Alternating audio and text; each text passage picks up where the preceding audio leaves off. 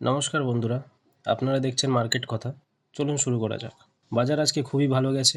বাজার ওপেনিং কততে হয়েছিল না 25,678.40-এ ওপেন হয়েছিল এবং ক্লোজিং কততে হয়েছে?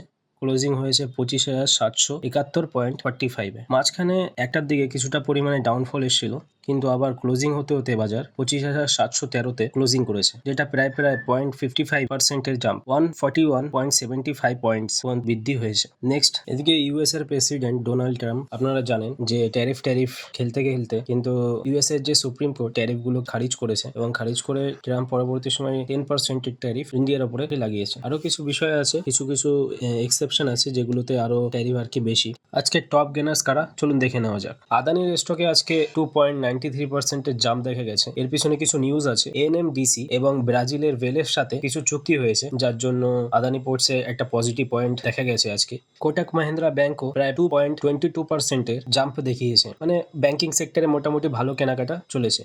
ডক্টর রেড্ডি ল্যাবস এতেও প্রায় 2.11%-এর জাম্প দেখা গেছে। তার কারণ হচ্ছে বাণিজ্যিক স্তরে যে উন্নতি হচ্ছে, তার ফলে হেলথ কেয়ার সেক্টরও উন্নতি দেখা যাচ্ছে। আজকে টপ লুজার কারা, দেখে নেওয়া যাক। হিন্দিলোক ইন্ডাস্ট্রিজ এর প্রায় -2.11% ফল করেছে। মেটাল সেক্টরে সামগ্রিকভাবে বিক্রির চাপ দেখা যাচ্ছে এবং আইটি সেক্টরের কথা তো আরো খারাপ, কারণ কি আইটি সেক্টরে এআই সংক্রান্ত বিষয় নিয়ে খুব একটা পরিস্থিতি খারাপ চলছে। যে এআই যত বেশি উন্নত হবে, সে তত তাড়াতাড়ি গ্রোথ দেখাবে, কিন্তু ইনফোসিসে এখন দেখা যাচ্ছে প্রায় 1.90% ফল করেছে। প্রায় উইপ্রোর অবস্থা তো আরো খারাপ, 1.89%, প্রায় 52 উইকের লোয়ের স্তরে পৌঁছে গেছে। আইটি স্টকগুলির অবস্থা খুবই খারাপ। এবার একটু দেখে নেওয়া যাক সেক্টর ওয়াইজ কোন সেক্টরে কিরকম পারফরমেন্স চলছে। সেরা পারফরমেন্স সেক্টর হলো ব্যাংকিং সেক্টর। যদি বলা হয় 1.36% হারে আর কি বৃদ্ধি পেয়েছে, কিন্তু সব থেকে খারাপ পারফরমেন্স দিচ্ছে আইটি সেক্টর। আইটি সেক্টর প্রায় 1.42% ফল করেছে এবং ব্যাংকিং সেক্টরে 0.15% লাভ, যা মূলত কোটাক ব্যাংকের কারণে হয়েছে যদি বলা যায়। এবং আইটি প্রযুক্তিগত আশঙ্কায় টানা 3 দিন ধরে নিম্নমুখী। অটো সেক্টরে বৃদ্ধি দেখা যাচ্ছে প্রায় 0.83%। অটো সেক্টর খুব ভালো পারফর্ম করছে কিছুদিন ধরে, মোটামুটি টুকটাক করে চলছে। এফএমসিজি যদি বলা যায়, এফএমসিজি আজকে গেইন করেছে 0.17% লাভ করেছে। আর ফার্মা সেক্টর মোটামুটি চলছে ইতিবাচক মেজাজে, 0.56%-এর বৃদ্ধি পেয়েছে প্রায়। আজকের ব্রেকিং নিউজ যদি বলা যায়, তাহলে আইডিএফসি ফার্স্ট ব্যাংক, কারণ কি না প্রায় 60% ফল করে প্রায় 70 টাকায় এসে দাঁড়িয়েছে। তার কারণ কি না কিছু ঘোটালা ধরা গেছে, কিছু এমপ্লয়কে সাসপেন্ডও করা হয়েছে এবং ইনভেস্টিগেশন এখনো চলছে, দেখা যাক কি বেরোয়। অনেক টাকার ঘোটালা হয়েছে, প্রায় 590 কোটি টাকার ফ্রডের কেস আর কি দেখা যাচ্ছে। ওলেকটা গ্রিন টেক খুবই একটা ভালো শেয়ার।